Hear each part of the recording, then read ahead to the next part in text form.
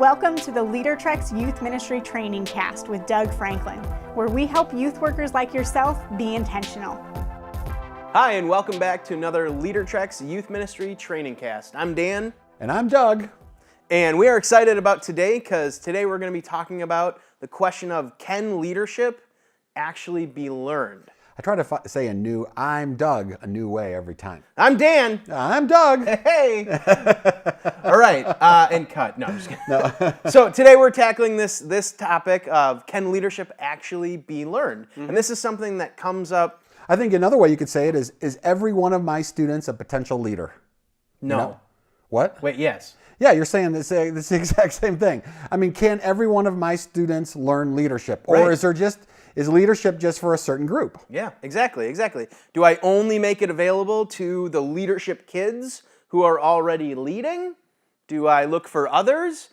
So a lot of times we talk about this with youth pastors, and they respond with, well, my students aren't really ready for leadership. Yep. So I mean, if that's and when they something say that, I always ask this question: when will they be ready? And to date, in the 23 years we've been doing this, no one has ever answered that question. like with a direct answer? Yeah, or any answer. Because the question is when will you be ready for leadership? Right. I don't know the answer to that question, and I don't know. So youth workers oftentimes say, well, I know they're not ready. And I'm like, why are they not ready? Yeah, how do you know that? Well, because usually they're not responsible. Sure, okay. And somehow we have this prerequisite for leadership development that you've got to be a good, responsible kid. Right. And if you're responsible, then you're ready for leadership. Okay. I think that's unspoken, but I think everybody thinks that way. I think parents think that way. I think church leaders think that way. Yeah. And I think to some degree, we begin to think that way. Even though we've got kids misbehaving in our youth ministry and leading other students to misbehave at the exact same time. Yeah, sometimes the kids that we think are the most irresponsible in the youth ministry have the most influence out of any other student in the youth ministry. But they wouldn't fit into the student leader role, right? Because they're not responsible. Yep. They're irresponsible, but they're still leading. So that leads me to ask the question, is responsibility leadership? Or are those two different things, right? I mean, that's the question that I oftentimes struggle with and talk with youth pastors about. Yeah. I think they're two very different things. Let me give you an example. Okay. If I said to my students, hey, I want you to come before youth group tonight and I want you to set up the chairs. I need a half moon. I need 3 sections. I need 8 rows in each section, and I need enough chairs for 100 kids. Yeah. That would be Leadership. That would be responsibility. But we all think that's leadership. I know, that's the problem. And so oftentimes, though, if you said to your students, hey, students, listen, you know our values. You know what's important to us. Set the room up any way that you think would be great, and I'll see you guys at 5:30 tonight. That's leadership. You know why? The difference is vision. When students get to vision something, they get to actually think about how it'll work and how it goes, and they own the consequences of that. Like, if there's just 3 chairs randomly set up somewhere, everybody's going to be a little ticked, right? What were you guys thinking? They own the consequences of it. Then that's leadership. Yeah. But the problem is that oftentimes we just focus on responsibility because it's an us problem. Yeah. We don't really want to let go and let them set up the room any way they want because it's going to be probably a little bit more messy. There's probably going to be maybe not enough chairs, and it's going to require us to kind of ask some hard questions, right? And I think that oftentimes we walk away from leadership and we lean more on responsibility because it's a little bit easier for us. If you really want to develop leaders, it's going to be super messy. Yeah. It's going to take more time than you have. Yeah. And it's probably going to cost more money that you have in your budget. Yeah. And that's what it takes to develop leaders. You have to be okay with failure. Yeah. You have to be okay with mistakes. In fact, if you don't make mistakes as a leader, you're never going to grow. You know what I mean? If you did your leadership perfect every time, you're done. You're capped. Right. You can't grow any. That's all you're ever going to be. And so we've got to have room in our ministries for failure if we want to develop leaders. Now, if we want good, responsible kids, then we can do something else. Sure. But if we really want leadership development, we're going to have to stop leaning so much on responsibility and allow students to vision what they want to do. Yeah. Well, I think one of the things that really sticks out to me in us talking through this is that value system, right? Yeah. Like, do they know the values? And when they know and understand and own those values, you can give them leadership because they're in it, right? You've cast a vision for them. Sometimes we got to figure out what those values are and share them. This really bit me in the rear end a couple of years ago. I was doing a student leadership development team with my students, and I said, you can envision a project that we're going to do with the whole youth ministry. And I said, come with some ideas. So 2 weeks later, they came with these ideas. One idea was, we're going to make blankets for every kid in foster care in northern Illinois that's under the age of 3. I'm like, man, that's a great idea. And then the second idea was we were going to go up at midnight on a weekend to a truck stop in Wisconsin and confront truckers that were doing sex trafficking. So I was like, wait a minute, I don't know if we can actually do the truck stop one. So you have to put a few parameters in on visioning. Yeah. Like, I was really glad that we chose the foster blanket one. I'm sure the parents were too.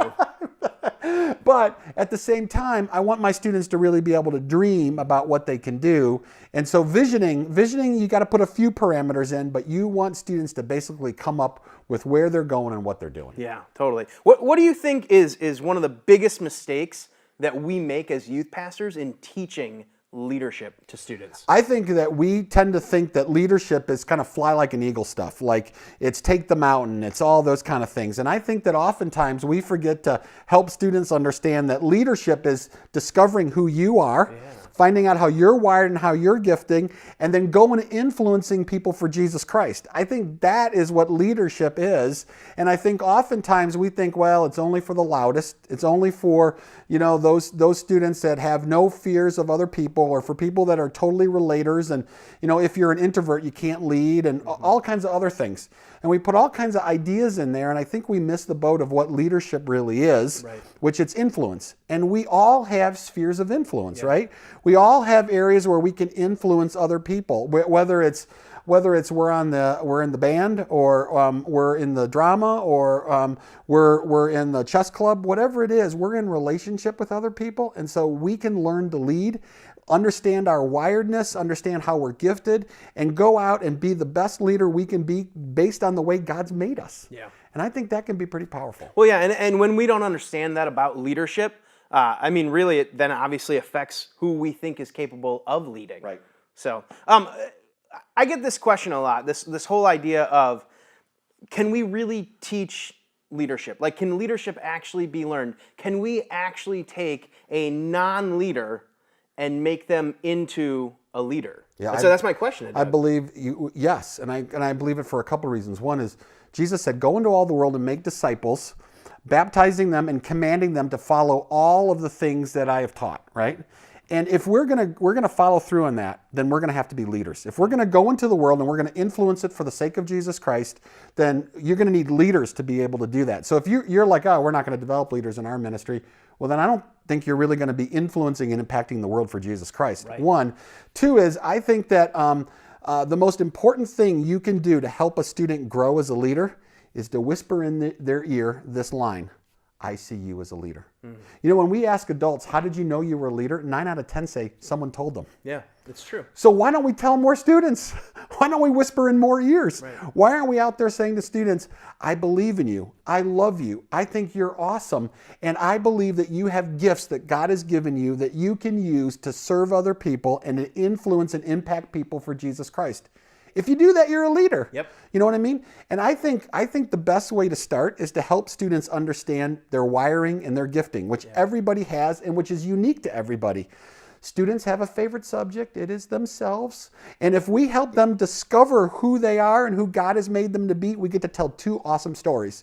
The first one is the work that God does in them, which is an amazing story of love, right? Yeah, right? And the second thing we get to tell them is how they're wired and how they're made and how they can serve.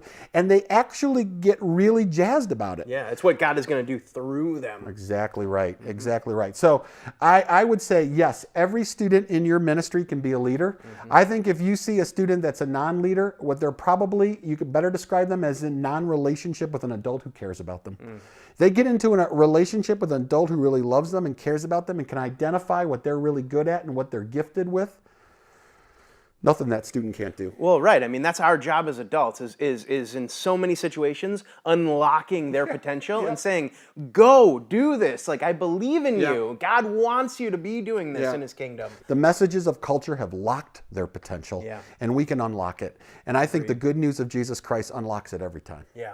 So are there leaders that are naturally wired that way? Yes. Can every student in your ministry lead? I say yes. Yeah. I say yes, and I say there's a simple process to be able to see that happen, and it starts with letting them know how God has shaped and wired them, and that God loves them very deeply, and that you're their best friend, and you'll help them grow in it. And I think that's one of the most powerful messages that we can give students in youth ministry. Totally agree. Well, obviously, if you're watching this, you know this is something we're passionate about, right? And so if you ever want help in developing your students as leaders, we would love to be your help. We would love to partner with you in this. So just let us know, give us a call, find stuff on our website. We would love to partner with you. Thanks again for joining another LeaderTreks Youth Ministry Trainingcast. And we'll see you soon. Have a good one.